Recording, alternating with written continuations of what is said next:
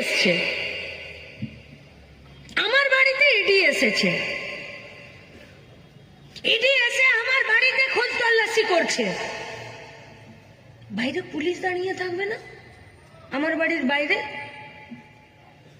আমার বাড়ির লোকজনকে একটা জায়গায় চেয়ারে বসিয়ে দেবে না যে এখানে চুপ করে বসে থাকো, আর কোথায় কি তালা চাবি আছে দাও, আর সব জিনিস ঘেটে দেখবে তো? তাই তো, আমি যদি তালা চাবি না দিই তাহলে তো আমার ঘরের জিনিসপত্র ভাঙচুর করে পুলিশ দেখবে, আর আমার বাড়ির গেটে, বাইরের গেটে তো পুলিশ দাঁড়িয়ে থাকবে, সেখানে আমার যতই পেয়ারের লোক হয় সে আমার বাড়ি ঢুকে যাবে?